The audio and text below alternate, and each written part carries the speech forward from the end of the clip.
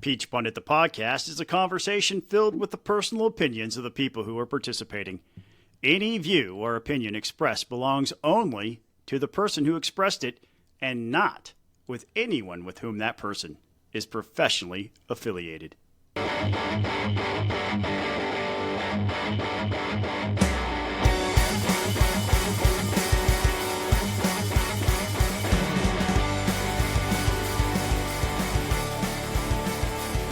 Hey folks, welcome to another episode of Peach Pundit, the podcast. I am Jason Pye, who is recovering from a night of seeing Metallica in Blacksburg, Virginia, joined by Scot Turner and Buzz Brockway. Guys, it's good to see you both.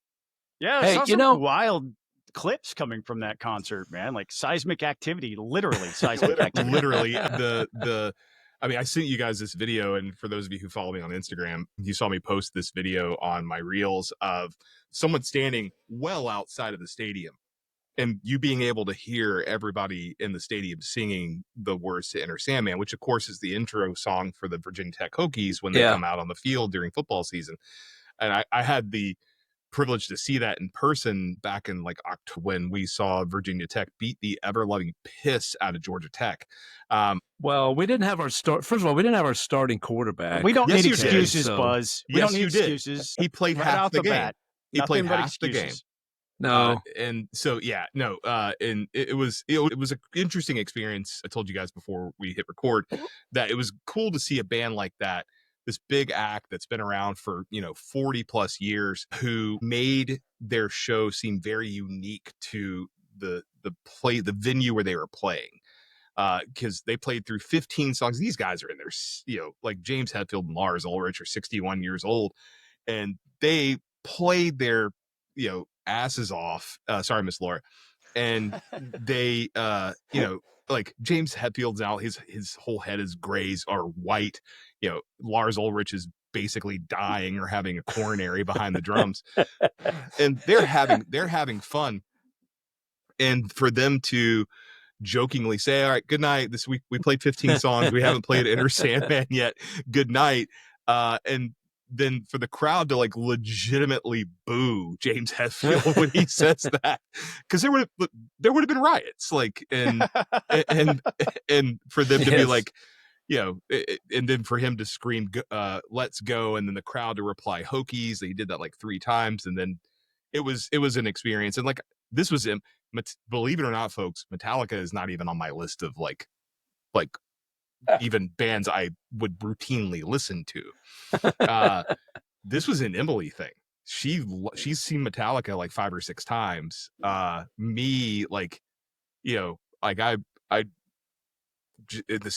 Peach Pundit, the Signal chat, I said that like Metallica's B98.5 compared to what I listen to in terms of, if I'm going to listen to metal, it's a lot heavier than Metallica, and there's no melody whatsoever. So anyway, we're going to pay some bills. We have a ton of stuff to talk about, and I have a feeling one topic in particular is going to dominate the podcast this week. The new Pope. So then obviously it's the new Pope, because we have 2 evangelical Christians and an atheist who are going to talk about the new Pope. Yeah.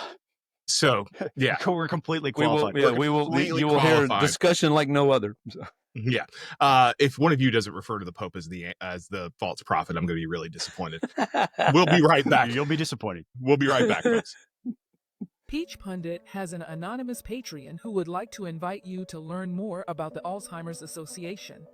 The Alzheimer's Association leads the way to end Alzheimer's and all other dementia by accelerating global research, driving risk reduction and early detection, and maximizing quality care and support. No one should fight Alzheimer's alone. With your help, no one will. Learn more on their website, alz.org. Americans for Prosperity are hosting a candidate forum for Senate District 21, the special election to replace State Senator, now U.S. Treasurer, Brandon Beach. Join Americans for Prosperity Georgia as they host the qualified candidates for the special election in the 21st Senate District at Timbers on Etowah this June 2nd, 2025. The doors will open at 6:30 p.m. This is in Canton, Georgia. The program will begin at 7, and if you show up there, be sure to say hello, because at this point in time, unless there's a certain candidate that decides to run in that race, I am scheduled to be the moderator of that forum. So thank you to our friends at Americans for Prosperity for being a partner level Patreon to the podcast. And I would also like to point out, if you like the shirt that I'm wearing, this is the brass rule. Treat others as if they are armed. This is available in the merch shop at peachpundit.com. I keep forgetting to wear my tariff shirt. I know. It's currently, I bought one. It's currently in my closet downstairs, but I will try my best to remember to wear it next week. And also, you guys, last week's non-appearance by me was not planned. No. I was working in my office because I have this like rack that holds 10 guitars on my wall. I had it in my house down in Georgia, and I decided to hang it up in my office. And I told Emily at told Emily, I was like, I'm going to get this thing done. If I have to stay up to 1 o'clock in the morning, I'm going to get this thing done. Well, the good news, folks, I didn't stay up to 1 o'clock in the morning. No. And the reason is because I drilled a hole into what I thought was a stud. Well, into what I thought was a stud. My stud finder said it was a stud. No, it was the Freon pipe for the air conditioning unit upstairs. Oh. So I don't realize that human error caused this, man. Yeah, I don't. So that $2,000 later, actually $2,200 later, would have been double that had all the Freon not gotten emptied out by my mistake. So I don't have my laptop positioned where you can see it, but I have a poster currently hanging over the big hole in the wall. It's like Shawshank Redemption in the Pie House right now. Like except for it doesn't, or whatever he had. It doesn't go Raquel out. Welch. Raquel Welch, yes. It does. Actually, I should get that poster and hang it up. It doesn't go outside. It goes into the bathroom, which is like, but yeah, the stud finder works really well. It's just, it will pick up things that aren't studs too, like a copper pipe Freon pipes, that carries Freon to my air conditioning unit upstairs. Have you done the stepdad joke where you're holding it over you saying, "Here it is, it found the stud"? Like, you're able to do that. You're a stepdad now. So. It was obligatory. Of course I've done it. And it actually registered. That was the funny thing. They always do. They always find the stud. And apparently other things too. So I could spend hours, by the way, talking about how the tax bill in DC is falling apart right now. I'm not willing still to make a prediction of what's going to happen. The big, beautiful tax bill? Oh, it's falling apart. I'm not willing to make a prediction because legislative initiatives like this can live and die 1,000 deaths before they eventually pass. So I think anybody who says this thing is going to die is stupid. So don't say that. Yeah. Well, I think Scott and I learned in the legislature, no bill is ever really dead, right? Yeah. The language may appear in other bills, or it may morph into countless other forms. Who knows? Yep. But so for those of you who are seeing stories out of DC about, or in the national media about like the tax bill, wait, reserve judgment. Yeah, because it's like this thing is not done until it's done, and anything can and will happen. So, but that's not the big news coming out of Washington D.C. or even Georgia. More importantly, Georgia is the big news is that Governor Brian Kemp, has officially declared that he is not going to run against Jon Ossoff in the Republican primary. Well, Jon Ossoff is obviously not a Republican, but Kemp's not going to run in the Republican primary to take on Jon Ossoff next fall. And there would have been no Republican primary if he had. Right. He would have had maybe some menial. I don't know. That lovable group of goofballs, rejects, and a-holes may found somebody to run against him. Yeah. Well, yeah, no, that's we're talking about our good friends at the GRA. So, but this has opened the field. Obviously, yes. Already Congressman Buddy Carter, who is down Pooler, Georgia, I think is where his hometown is, down on the coast. He represents Georgia's 1st congressional district, Savannah, Brunswick, others. He has already jumped into the race. Others are expected. Obviously, Carter has wanted to do this for quite some time. Yeah. He wanted to do it last time, but when Walker got in with the president's blessing, he decided to keep his powder dry, is the Georgia political expression. Right. Yes. So he is jumping in. Obviously, Carter's a member of the House Energy and Commerce Committee, which has jurisdiction over Medicaid. So you can bet that Ossoff is watching what he's doing. And then there's other names who have been floated who might run for this seat. And one of those, Rich McCormick, who represents Georgia's 6th congressional district. Is that right? Seventh now, yes. Yeah. And then there's a whole bunch. There's a whole bunch. It's on the rumor tracker if you want to pull that up. Oh, yeah, that's right. And interestingly enough, the next morning after Kemp decided not to run, I noticed that our friend Greg Bluestein wrote an article. Here are the people considering it. There was no name on there that was not on the rumor tracker. So well done, Scott. Well, I mean, look, there are certain races that we're not going to be able to capture everybody because there's these wild, no-name candidates. When I say no name, it's that nobody knows who they are. Like they're not in the current Georgia political orbit, but we do try to put them on the moment that we sense that is some sort of verifiable rumor. It's sort of a little more than rumor, I guess.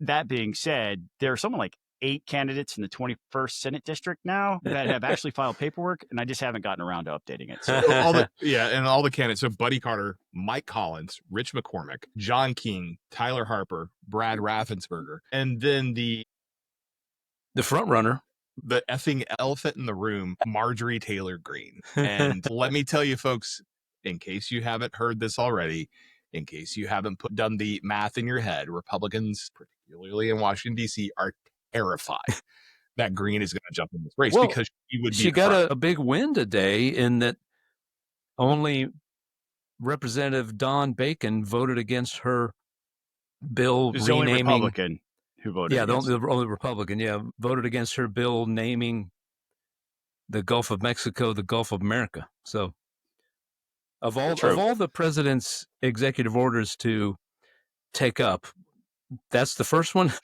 And I think that's kind of Don Bacon's point is really, this is what. Don Bacon was quoted as saying it was sophomoric. Yes. And immature. He's not wrong. Well, I mean, he was asked, why did you vote? I know. But he's not Kylie wrong. Jenner, the daughter of Georgia's Republican National Committee woman, Amy Kramer, is just apoplectic. Cannot believe that Don Bacon would dare to not vote for. Have you been paying attention to what Don Bacon's been saying for the past 2 months? Because he's criticized Trump at almost every turn, or the administration at almost every turn. If any of my clients want me to go talk to a Republican, he is my first call. Like not him, but his office. It's like, because it's like, there's a lot of us who are concerned sort of about the state of things, because I have clients across the spectrum, and they are concerned about the state of things, and like particularly as Trump consumes more power, and there's a handful of Republicans who are viewed as like likely to resist. Bacon's one of them. Yeah, and because we're gonna go back to the subject in a second, but like the legislative branch is Article 1 for a reason. Yeah. Mm-hmm. It is the most important branch. But there's no appetite to rein in executive power. No, because we're dealing in a hyper-partisan atmosphere. If Joe Biden was still president, or if Kamala Harris won the election, Republicans would be losing their. Oh, heck yeah! If Joe Biden had pitched these tariffs, Republicans would return to their natural state that this is a tax increase on Americans and he's killing American jobs. Which would be true. Yes. Because they are tax increases on Americans and they are killing American jobs. Blind partisan politics are destroying the country. It is destroying the country because everything is escalatory. Everything is retaliatory. And it's got to stop. But back to Brian Kemp. But like Buzz and Scott, you guys for every time we had talked about this had been saying, like, I think Buzz, it was you who said, like, I would urge him not to do it. Yeah, well, I texted him after and thanked him for his continued great leadership of the state of Georgia, and said I'm sure it was a tough decision because, the pressure, obviously, he's He's become, because of how well he's governed, he's become very popular. He's the most popular politician in the state of Georgia. Of course, they were going to try to recruit him. And I'm sure that the pressure was enormous on him to run. And look, he's a Republican. He wants the Republicans to hold this seat. So it wouldn't have surprised me if he'd contemplated it. But I said to him, who wants to spend that much time in D.C. anyway, right? So, but no, I put when I made the post, I put the nuclear explosion, and it's not because we're shocked that he decided not to do this. It's because of all of the other dominoes that are going to fall all over the place. Oh yeah, you think about it from Scott, from just Marjorie Taylor Greene. I mean, obviously, well, one, let's say every single member of the Georgia delegation who's talking about running actually gets in the race. Well, I mean, add another one to the list, if I could interrupt here. I think it was in The Hill, or one of the reporters for The Hill. I might have this wrong, but a Washington reporter tweeted out that she was chatting with Rick Allen, another of the congressmen here in Georgia, who said, yeah, I might think about it. Yeah. I have news there. That's 5 seats, guys. Yes. I have news there to share with our listeners. You're not going to get this anywhere else, because yesterday I was on the Hill. I was walking the halls of Longwell and Rayburn. Longworth and Rayburn. I'm from Georgia. I don't go, but I was walking those halls. I spent a lot of time with several Republican members of the delegation, at least their staff or with them directly, yesterday. On Monday, when this happened, I had to charge my phone 3 separate times on Monday because I got text messages from all over the country. I got text a lot from Georgia, obviously. And nobody knew I was in D.C. I sort of snuck up there for a few days to do some business and come back. Yesterday, I took the opportunity, because there's some pending legislation that negatively impacts Georgia, that I wanted to make sure the Republican members of our delegation up there knew how it would impact. So as I was visiting the offices, it was the icebreaker conversation. What do you think of this situation? And what I learned yesterday was that the delegation had called for a meeting to be held yesterday afternoon. And in that meeting, it was supposed to be let's come together and hash this out. How do we work this out? Is it possible for all of us to support one candidate? Because several of them have their eyes on that as a potential prize. I will tell you at this point, I don't think Rich McCormick is going to jump in this race. That may be breaking news to some. He is on our rumor tracker because he has been rumored to be interested in that. One source close to that situation told me there's like a 5% chance he would entertain a serious run at it, but he would be more likely to run against Warnock several years from now if he was going to do it at all. So he thinks that's a far better matchup for him, is what I'm being told. But the meeting, I'm not sure it even happened, because as I was meeting with different staff or legislators, a text message came from Marjorie Taylor Greene. And in that text message, she says, you guys don't support me, and this decision is mine. It's not yours. And I'm going to take the weekend to think about it, and I'll let y'all know what I decide to do. And that was, to me, it was completely on brand for Marjorie Taylor Greene, right? They're all trying to be team players. They're all trying to figure it out. Maybe there's something they could do. Buddy Carter jumps in. And then Buddy Carter was like, well, screw it. I'm unannounced today. Right? Yeah. So he announces today. But they tried. They tried to work with Marjorie. The rest of the quote unquote team, if you look at politics as a team sport, tried to work with her to try to hash things out. Maybe there's something they could do. And she was like, I'm not interested in attending that type of meeting. I'm just going to go do my own thing. I'll make my own decision. And so expect an announcement from Marjorie next week, because we all know she's going to. One of the other sentiments I think that she expressed was, anybody who's saying that Marjorie Taylor Greene is unelectable at this point are the same people who've been saying that Donald Trump's unelectable, and he's won 2 elections. So I don't believe the polls. She was basically saying, I don't believe the polls. But here's the truth. The polls underscore a significant weakness in a potential candidacy for Senate for Marjorie Taylor Greene. It's different running for a congressional seat than a statewide office.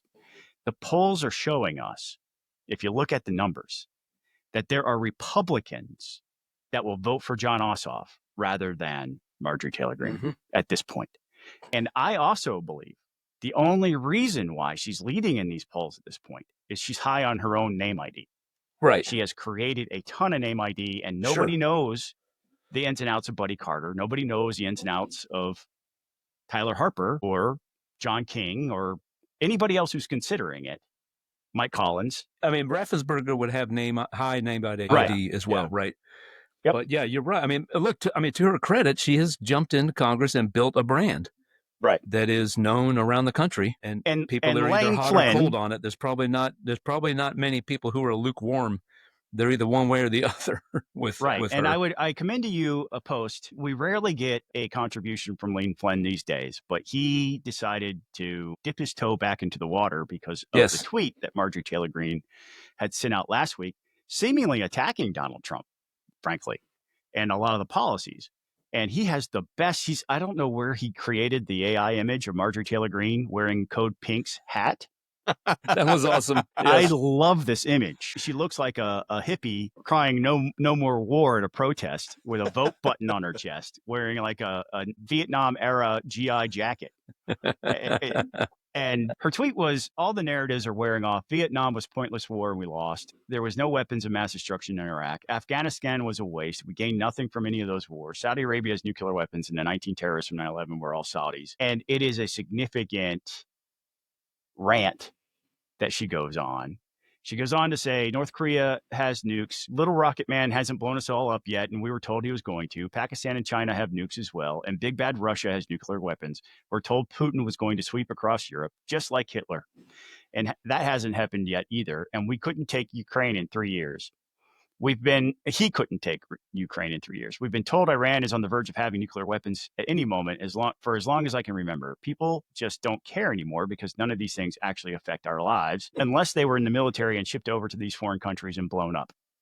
But what's directly affected Americans and people that I know is that the cartel's constant flow of drugs into every single city in America and cartel crime and murder. I've seen it.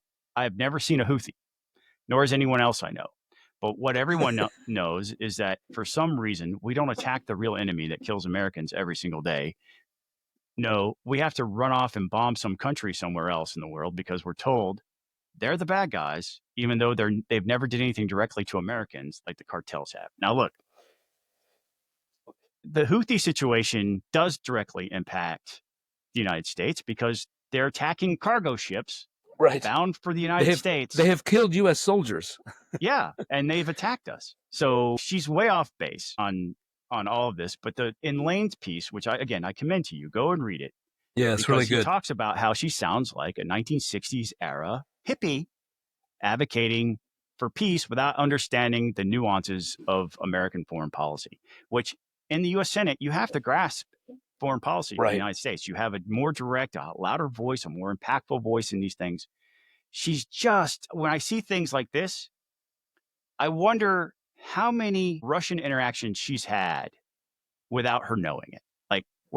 Like who is in her circle of influence who's actually a paid employee of the Russian government who's whispering in her ear this stuff? Because she sounds like a Russian asset. She repeats Russian talking points. She repeats constantly false narratives in the media, or false narratives when she talks to reporters or tweets out stuff, things that are easily disproven. She is the definition of someone who just lives inside of an echo chamber. Yeah. And honestly, living inside an echo chamber is exactly like part of the reason why we're where we at. And also, interestingly, I don't know if I can't remember if you guys shared this or it was another text thread I'm in, that her claim about Saudi Arabia having nuclear weapons, like, there is no known. They're not one of the 9 countries that are believed to have nukes. No, they don't. Well, here's the thing. If they have nuclear weapons, that would be nobody knows about it. That's something that would be very highly classified. And there's a story from Mediaite that said some of her defenders, however, suggested that Greene, who is a member of the House Subcommittee on Counterterrorism and Intelligence, may have inadvertently been confirming that Saudis have bought nuclear weapons in the past, and they may actually have some sort of nuclear weapon. So, this is what's fascinating about the Code Pink comparison that Lane engages in when it comes to Marjorie Taylor Greene. These are some of the policy statements that Code-Pink have made. In Syria, Code-Pink demonstrated in U.S. Congress against military attacks and retaliation for the Syrian government's use of chemical weapons against its own people. For Iran, in March of 2019, Code-Pink representatives voiced support at a press conference held by FAR News for Iran's right to use missile defense systems. Following the January 2020 assassination of Soleimani in Iraq, the leader of the Islamic Revolutionary Guard Corps, they called for a national day of action in 30 large U.S. cities. They're on the side of Russia when it comes to the Russia-Ukraine stuff. It was so insightful for Lane to write this piece at this time, because when he wrote this, it was, I don't think the news about her or any other candidate for U.S. Senate on the Republican side had really started to form yet. But it's fascinating when you look at, does she know that her and Code-Pink are like simpatico? Does she understand that she's regurgitating liberal talking points from the radical left? What do you think? I mean, I'd be curious to hear Buzz's take, but I'm sure what Marjorie Taylor Greene or any of her apologists would say is that this is part of the realignment that's happening in American politics. Is that once something that would seem unexpected for a Republican is now becoming to do something like that. We live in a world today where the Trump administration's floating a 40% marginal tax rate on millionaires and asking Republicans to go along with it. It's part of the populist shift amongst Republicans. Yeah, that's disconcerting. We heard something similar. Buzz and I were at the State Policy Network gathering last summer in Phoenix, and they did a presentation about that type of realignment. And 1/3 of Republican voters today think that wealth redistribution is a worthy goal for the government. Right? Sure, and why not? Talk about what a rhino used to be. Well, Steve Bannon's been out there saying that they shouldn't cut Medicaid because, like, these are Trump voters. Yeah. So guys, about I don't remember. I don't know if Lane remembers this or not, but there was a famous photo in late 2023 of Marjorie Taylor Greene and a Code-Pink activist who was at the Capitol there to oppose the war in Ukraine because of all the killing. Code-Pink distanced themselves from MTG, and they said that she, according to Code-Pink, and that she initiated she came up to the volunteer and asked for the photo, so not the other way around. So she has embraced them in the past. It's not surprising that she, as Lane pointed out, echoes wittingly or unwittingly echoes their talking points.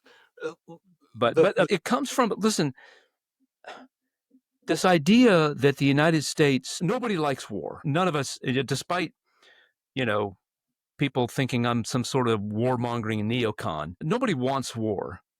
But the idea that the United States can just pull all our troops back and retreat from the world stage, it would create a power vacuum, and guess who would fill it? China. Or some other influence. It would be... And and the people in their orbit, right? Russia. And China, if anybody Russia, thinks Iran. Yes, Russia, and North Korea. The European Union would in their orbit, right? But if it would also be one of those people who could fill in a power vacuum, but they've had no qualms. At least, I mean, they might keep China at arm's length, but they're not averse to signing a trade deal with China. Right. And I think, what you see is, and maybe this is a good development, maybe it's not, Poland has tremendously ramped up their military. They're going to have one of the largest militaries in Europe. Ukraine, not just because they're at war, but they have, they are arming themselves at a rapid pace. Japan is too. Germany is too. And it's because they're not sure they can count on the help from the United States anymore. And I think that makes the world a more dangerous place. And so the idea that we can just retreat and it's not, none of these things are our problem, just forget about the rest of the world, is naive. And the times in American history we have done that, bad things have happened. We're going to go the way it goes. You may not like that we have to be the quote unquote policeman of the world, but we do. Otherwise, the world's a really nasty place. We're going to go do another break here in just a second, but like Buzz and I Buzz calling him, I'm not a neocon, or, I'm not a warmonger. And no, Buzz isn't. And I come from the other end of the spectrum where, I'm a non-interventionist. I'm not an isolationist because I like free trade. But even I start from a point of like, is this justifiable for us to get involved in? And in hindsight, Iraq wasn't. And then I think 9/11, obviously invading Afghanistan, fighting in Afghanistan, was the question of, did we stay there too long? Obviously is up for debate. I think we did. There are theaters around the world where engagements are being fought, or wars are being fought, or conflicts are being fought, where we need to exert our influence in whatever way we can. Mm-hmm. Russia is not our friend. No. Vladimir Putin is not a good guy. No. And we, I think, have a responsibility because of, not only because he's not our friend, he's not a good guy, but also looking at who his allies are.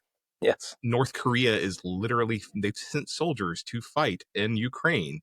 China is helping out Russia with arms. We need to be honest about this and look at this without, lenses that taint our view through some ideological viewpoint or through these narratives that we read on social media. And if China invades Taiwan tomorrow, we will have an obligation to help Taiwan. Yes. Not Taiwan's just because, increasing their military as well. Yeah. And also because, like, there's something to be said for what happened during the tariffs of China, South Korea, and Japan, 3 countries who hate each other historically, coming together and say they're going to speak in one voice when it comes to responses in the tariffs. But don't look at that and say, well, they're obviously get along now. No, there's a reason Japan's increasing its military, and that's because they don't trust China. They don't trust North Korea, because North Korea will launch a nuke into the Sea of Japan just for a test. And if you're Japan, you see somebody like Marjorie Taylor Greene potentially becoming a member of the Senate. It's a long shot, but it's possible. And you've got to think, we've got to amp this up because our number one ally is unreliable. She has the ear of Donald Trump, and that's the thing you have to be concerned about. Is she, she has his ear. She influences him. She's one of the handful of members of Congress who he trusts, because he doesn't trust. I guarantee he gets elected to the Senate. He might trust John Thune when it comes to strategy in the Senate. But when it comes to policy questions, he's not going to trust an answer John Thune gives him. And John Thune's a Senate Majority Leader. He would trust Marjorie Taylor Greene more, and that's alarming. And it should be alarming to every single person who's going to vote in this primary. We're going to go to pay some more bills. We'll be back as well. I want to talk a little bit more about what could happen as a result of Brian Kemp's decision. Conservatives Concerned is a network of political and social conservatives who question the alignment of capital punishment with conservative principles and values. Our programs include educating conservatives about the failed death penalty system and mobilizing them to bring about its end. We come to this issue for a variety of reasons.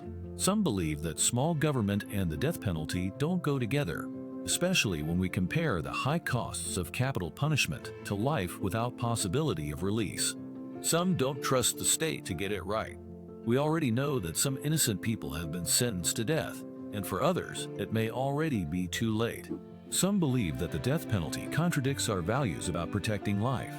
Find out more at conservativesconcerned.org.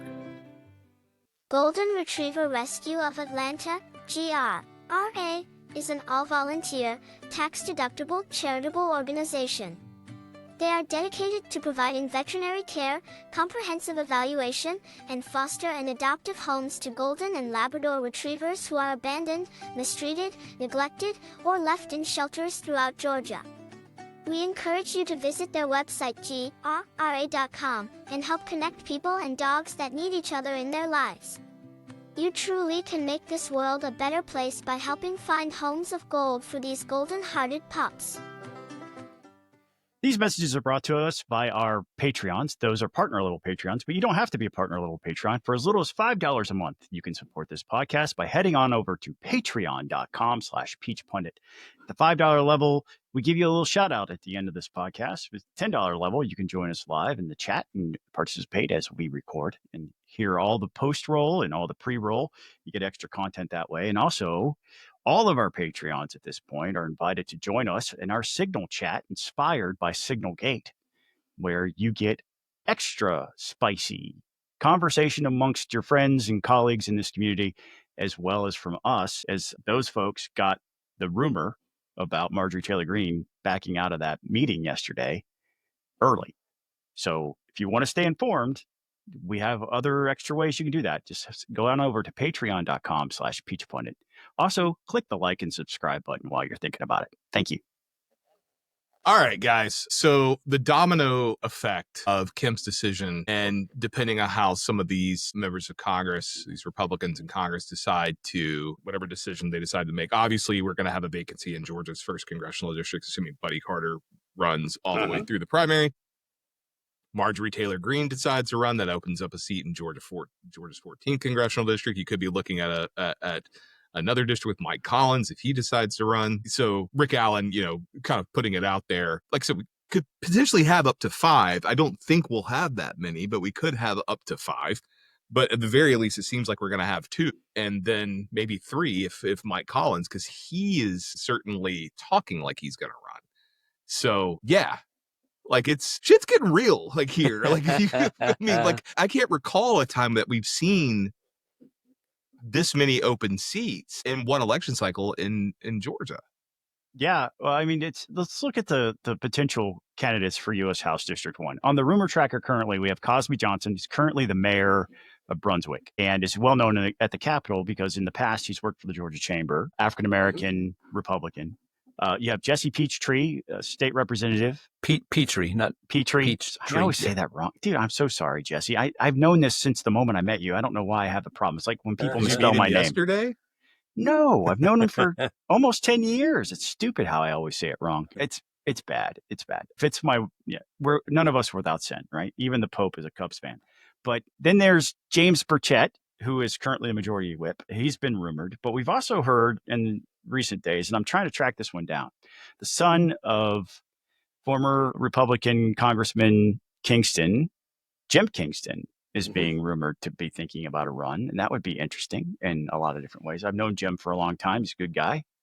I've known him since he was pretty young. It's reached the level that was in one of Greg Bluestein's tweets today. So, oh, was it? I didn't know that. This was received to us. What was the date on this? This was Monday. Monday, I got a text saying Jim may be thinking about a run. Jim's a good guy. That'd be an interesting candidate. Yeah, he would be. Yeah, and I met him. I think he was still in college when I met Jim. So yeah, he's quite a bit younger than I am. But why not at this point? What do you have to lose? If you don't have any other political office at this point, you have a name like Kingston. It worked out for Mike Collins.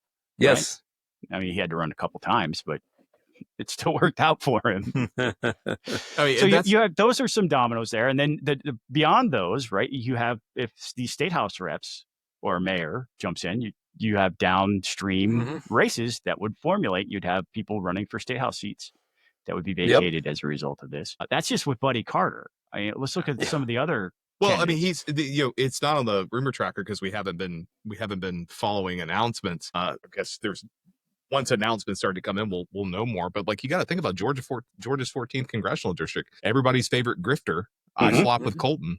He's probably going to get in that race. Yeah. And there are a host of other state senators and House members in that district who might give it some thought. I mean, it's because, and you also got to think, because I pulled this up just a second ago just to see the House Freedom Fund, which is the House Freedom Caucus's political action committee, currently have $439,000 on hand. That's a limited amount of money, but if they decide to focus in on a couple of races, it can make a difference. No doubt. And if they come in Georgia 14, or if they come in Georgia 1 or Georgia, Georgia 9, 10, where Mike Collins is, that could push some, because that's going to be their goal, is expanding their numbers. That could push more members in the Freedom Caucus, which is already a cause of dysfunction in Congress. Right. I don't think that Collins runs if Greene runs. I was chatting with, I don't know, I've heard this from other people too. Brandon Phillips, who's on Collins' staff, his chief of staff, I guess. Yes. Was chatting with him, and he was just straight up front with it. Look, if Kemp doesn't run, of course the boss is going to give it serious consideration. We would not, highly unlikely to run if Marjorie Taylor Greene runs, because they'd be running in the same lane, right? I mean, So Well, why? Can I play devil's advocate for that for just a second? Because we've seen polls just in the last couple of weeks that have shown that Mike Collins has a better chance of beating John Ossoff than Marjorie Taylor Greene. Right. You don't see the Republican defections with Mike Collins that you see with Marjorie Taylor Greene. It's a far more competitive race. So at this point in time, to keep the peace, I don't blame them for putting that out in public and saying, Sure. look, we'll support Marjorie if we don't want to run against our friends. But there's a certain point in time when every candidate has to decide if their friend is unelectable or not.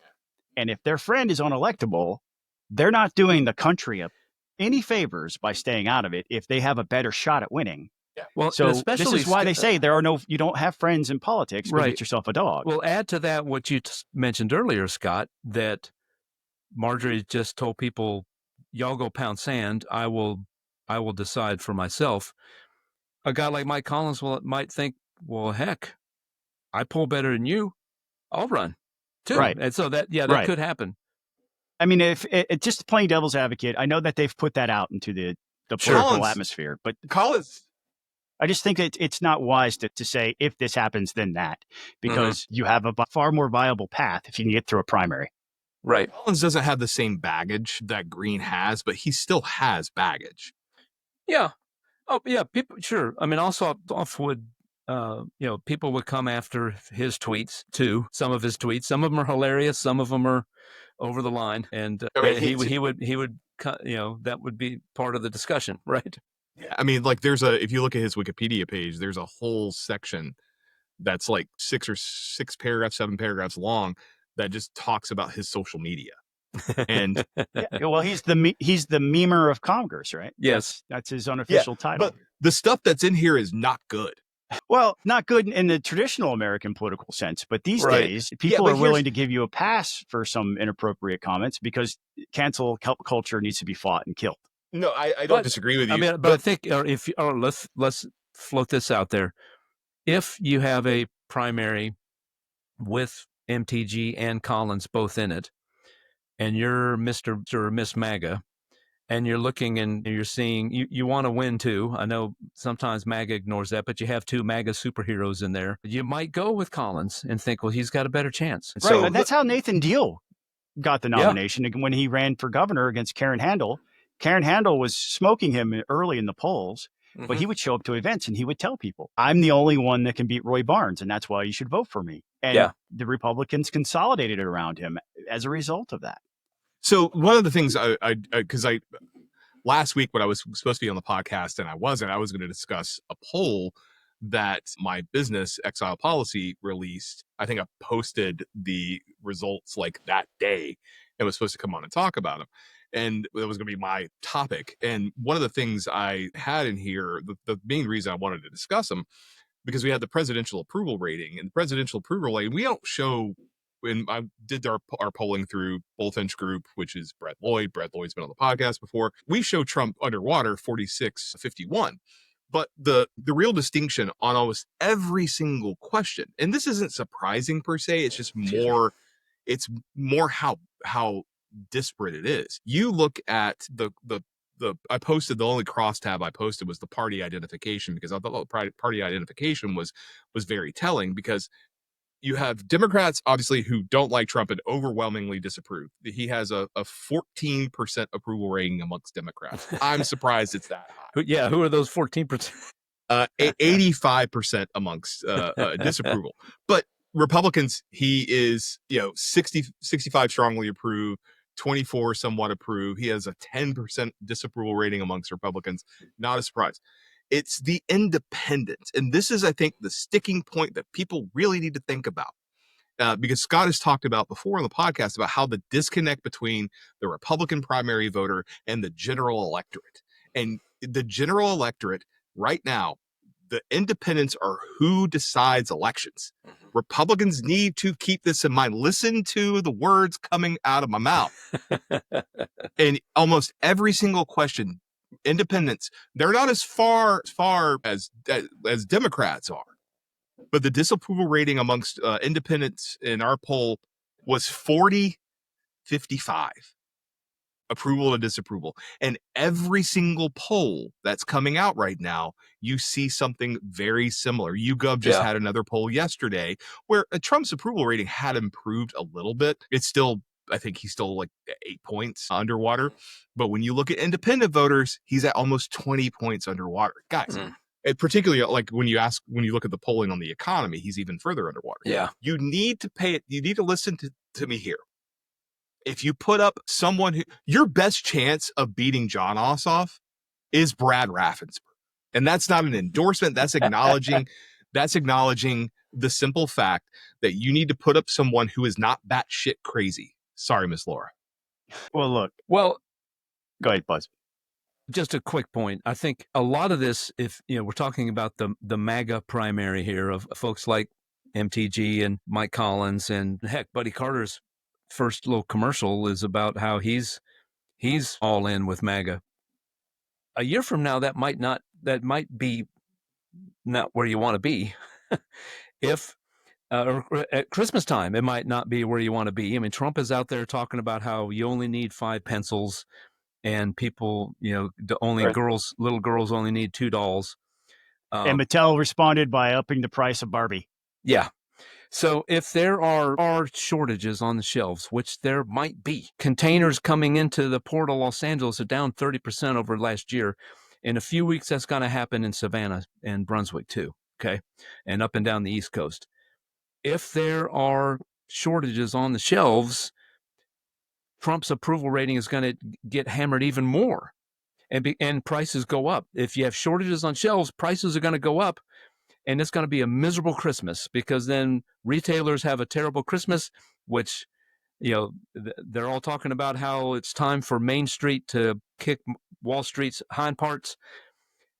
Main Street would take a beating if that happens. So, I say all that to say, and we could talk, we'll have to watch all this as the economy goes along here, but being the MAGA superstar right now might not look so good a year from now. Right. So we've said this before on the podcast. Yes. Don't coming into May when the primary happens, right? Yeah. Don't if you're thinking about running for office, don't ever tie your individual brand to anyone else unless they're out of politics and dead. That's the exception. Reagan, go for it. Right. If you want to, Eisenhower, whatever it is, they can't be somebody that's in office right now, because when they screw up, that you own that screw up. That's right. When they make a mistake, you own the mistake. If you're not calling them out for bad policies because you're so closely aligned with them, then you are them. And I think, to your point, Buzz, one of the Georgia examples of somebody who's done that really well, who is a Trump guy, who is completely MAGA, who is very closely aligned and has the ear of the president, is Burt Jones. Yeah. But we saw stand on his own 2 feet as a candidate, right? And he did. Right. And he did. And we saw he navigated that really well. He was like, I appreciate the president's support. This president can always count on my support, but I'm my own guy. And he didn't run on MAGA. He didn't run on anything related to Trump. He allowed for that news cycle to happen. And then when he went and ran his campaign, it was Burt Jones is the best because of Burt Jones. There was a whole lot more talk about Kirby Smart than there was about Donald Trump.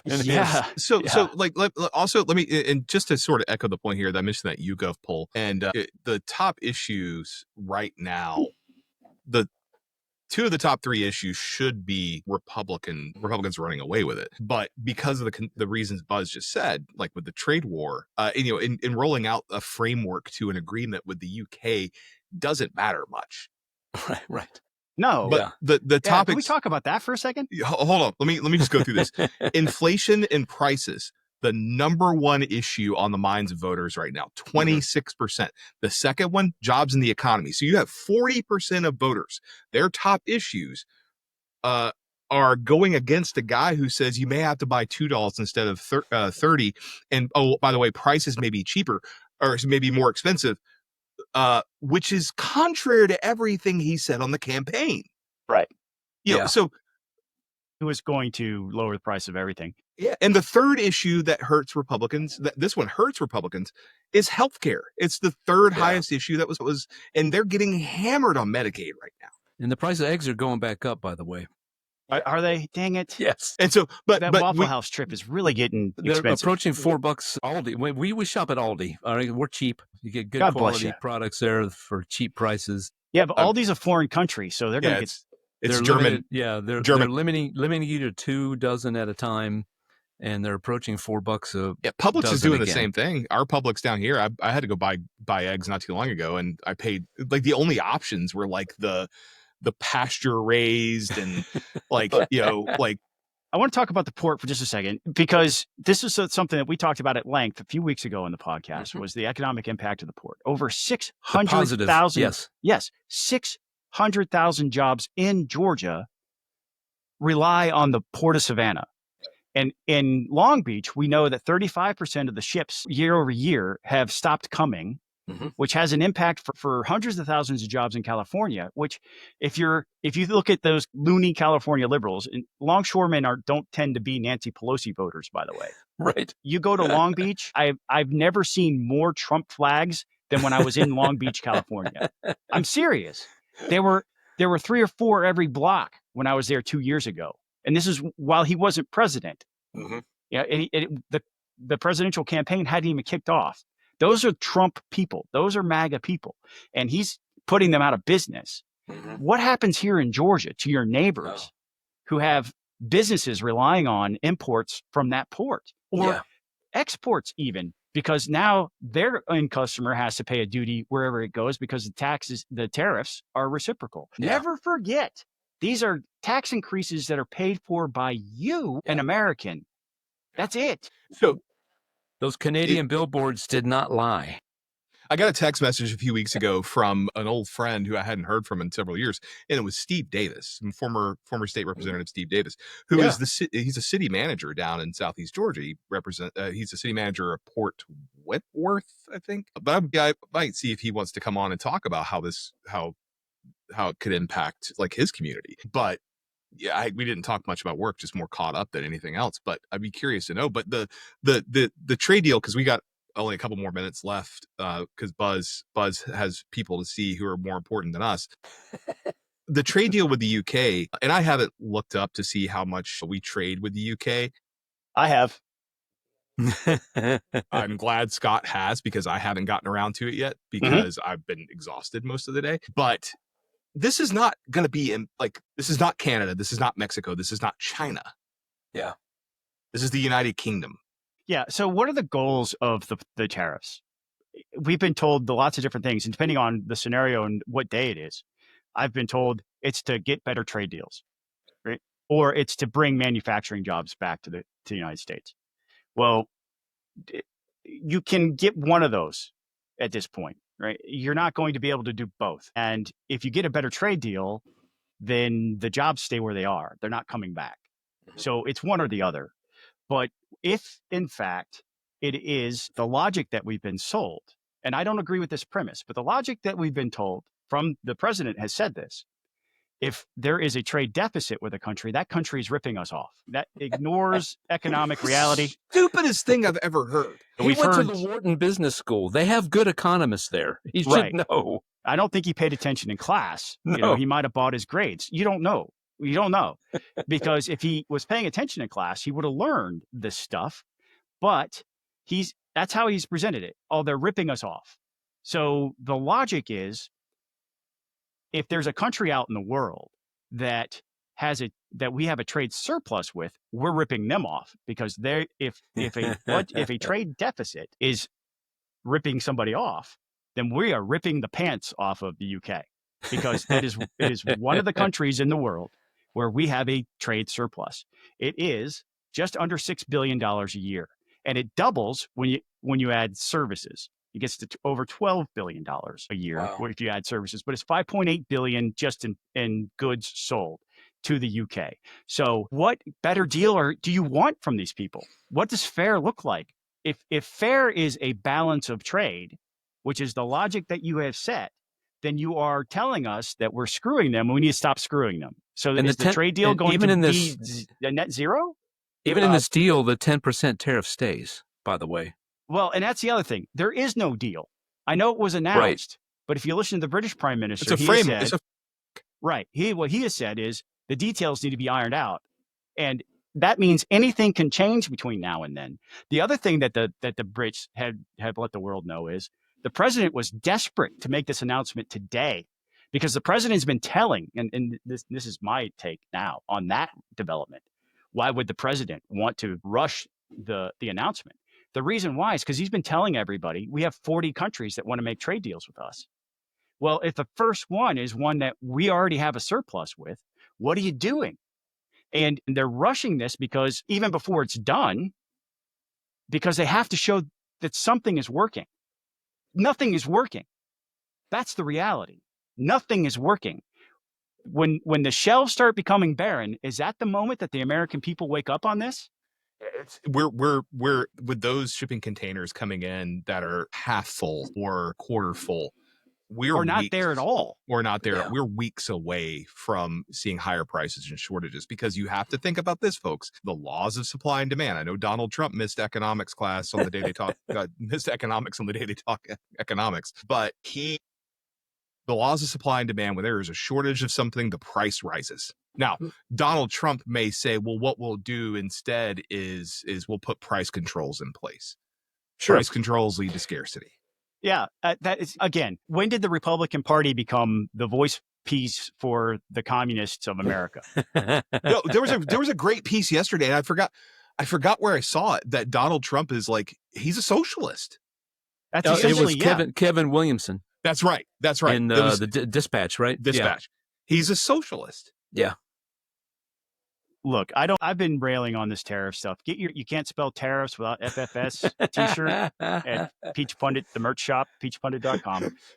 Go get your t-shirt and join me in my irreverent protest in any way that we can before they tariff the hell out of those things, and you have to end up spending twice as much on your right to free speech. Before we go, I want to leave you guys with a dramatic reading of something, because I'm gonna read this and we're gonna take off. This came through Peach Pundit, the Signal thread, from our friend Ryan Purvis. By the way, if you become a Patreon, you can do this. From Real Donald Trump on True Social, Chairman Josh McCoon is doing a fantastic job leading the Republican Party of Georgia, a state I love and won big in 2024. Josh is 100% MAGA, and I know he will continue to do a fantastic job and secure many more victories for Georgia Republicans in 2026 and beyond. Josh McCoon has my complete and total endorsement for re-election as the chairman of the Georgia Republican Party. He will never let you down. And with that, David Cross is crying in his pillow. Every week, we tell you about the people who rock. These are the folks who reach into their pocket and voluntarily throw us a few bucks to keep us on your little app that you're listening to us on, whether it's YouTube or you're listening to SoundCloud or Apple Podcasts, all of them. We're there. So do us a favor, like and subscribe at the very least. But if you're feeling a little more generous, go on over to patreon.com/peachpundit, and you can join Tony West and our friends at Americans for Prosperity, Brett Harrell and our friends at Conservatives Concerned, our anonymous contributor who wants you to support the Alzheimer's Association, Robert Lee and our friends at Lee6 Media, Colin Martin, Jeff Cobble, Hank Burnham, John Vestal, Jordan Reed, Ryan Purvis, Sam Thomas, Shannon Ferguson, Bo Brannon, James Hall, Mike Buchert, Reed Powell, Ron Daniels, Ryan Graham, Stuart Wilkinson, Bill Werkheiser. Buzz, you're on here. Did you sign up? No, you didn't. You're in the free category. We also have a free category, but you don't get a shout out if you're in the free category. It's only for the paid members. Thank you to each and every one of our Patreons for supporting the podcast. We'll catch you next time. Guys, before we sign off, okay, breaking news coming out of Chicago. Rob Iglesias, an anchor on one of the TV stations, new information is coming from the Pope. He's going to be reporting it tonight. He's actually a White Sox fan. He says he's not making this up. We've got to get this settled. This is not next week. We're going to get to the bottom of this. This is not quite, the scandals the Catholic Church has experienced before. Not even on the same plane. But this, my friends, is going to cause some controversy in the Windy City. I'm waiting for the Eucharist to be a slice of deep dish. That's all. Let's catch you next time.